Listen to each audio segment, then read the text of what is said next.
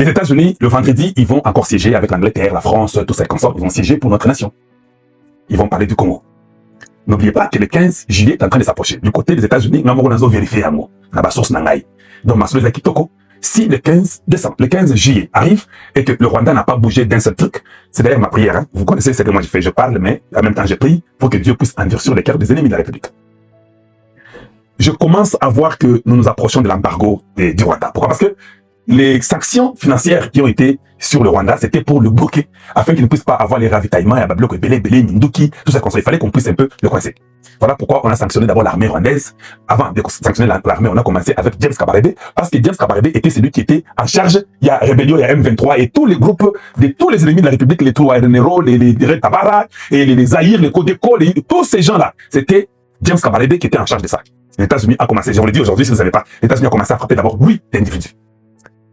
Quand le gars avec a été frappé, il a tout remis à l'armée rwandaise. On a vu les mêmes mouvements qu'il faisait. L'armée rwandaise commençait à faire les mêmes mouvements. On a frappé 4 généraux de l'armée rwandaise qui étaient en charge de ça. On a aussi frappé lui-même et elle-même l'armée rwandaise. Ça continue. Et Rubio a même dit, nous voulons qu'il y ait quelques petits gestes, mais nous ne voulons pas qu'il puisse changer d'uniforme. C'est un message clé de Rubio. Rubio, c'est un homme très intelligent. C'est un sénateur de la Floride, un homme intelligent. Il veut dire ceci. Il ne faut pas nous mentir. Il ne faut pas qu'on soit à la fin, t'as pas un pambato, yébélibino déjà que vous avez le quota, vous avez un masoula au Boeing. C'est ça que ça veut dire.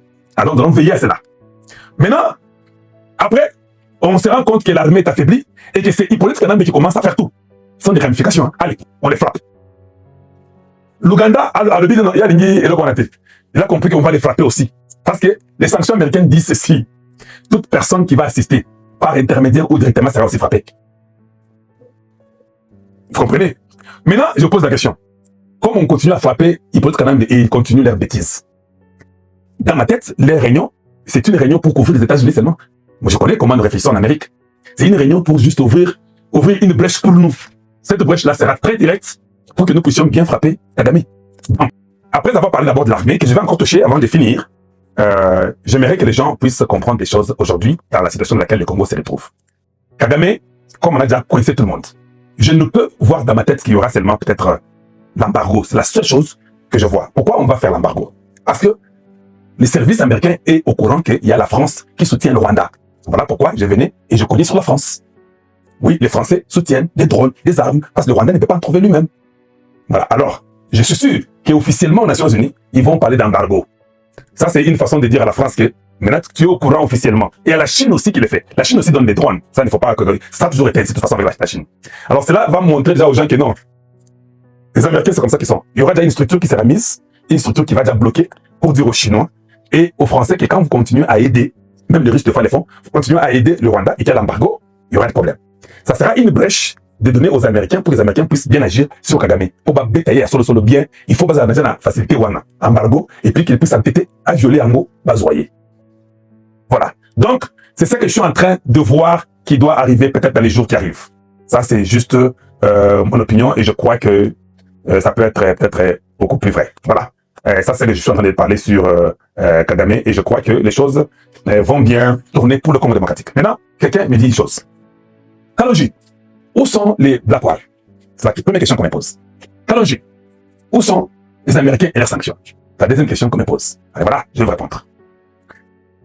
Je vais dire ceci. Est-ce que vous saviez, ou bien est-ce que vous savez que une armée étrangère qui vient vous aider, ce sont des milliards d'argent et des engagements que vous prenez? Si vous êtes d'accord de ces engagements-là, parce qu'il y a engagement et engagement, si notre armée est capable et est présente, pourquoi on ne le fait pas? Pourquoi seulement vouloir que les autres nous aident? Quand les Black Wars viennent, ils cognent. C'est un contrat. Ils vont faire ce qui est écrit. Eux sont même prêts à aller tuer Nanga. Je vous informe aujourd'hui, moi je suis quelqu'un qui dit la vérité. Les Black Wars veulent même détruire Nanga. Il y a un prix à payer. Est-ce que le Congo est prêt à payer ce prix-là aux Black Wars pour qu'ils fassent ça? Vous devez tout savoir que quand même le Burundi qui vient là, il y a des militaires burundais qui tombent au front. Vous savez combien vous devez leur donner? Alors, n'ayons pas toute l'habitude de dire que non. Hey, bon, maintenant les Burundais, maintenant les Américains, maintenant Black Wars, qu'est-ce qu'ils attendent? Non, ça c'est ce qu'on appelle l'irresponsabilité. Moi, je ne vis pas comme ça. J'appelle l'aide quand je ne peux plus. Quand est-ce que je saurai que je ne peux plus? C'est quand je vais utiliser toutes les options que j'ai. On n'a pas encore changé des généraux, des Hippolyte Kanambe que nous avons. On n'a pas encore dit toutes nos possibilités pour qu'on dise que non, on ne peut plus. Maintenant que Black Wars, dès qu'à Panza Bango, non, on ne va pas faire ça.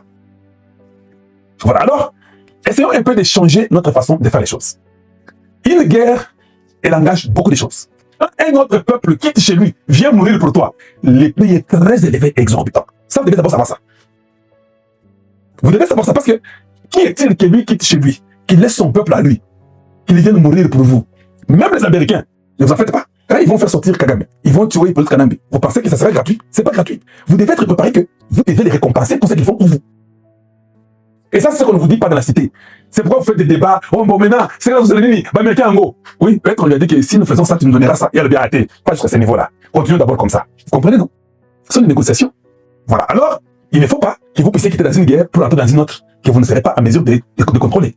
C'est ça la diplomatie. Je vois, il y a beaucoup de Nyangalakata qui viennent là, qui m'écrivent des histoires, qui racontent des bêtises et comme ça. Je vais vous dire une chose. La première stratégie, pour les ignorants qui ne connaissent pas la stratégie, la première stratégie, ce n'est pas que quand je sorte les gens dans la rue.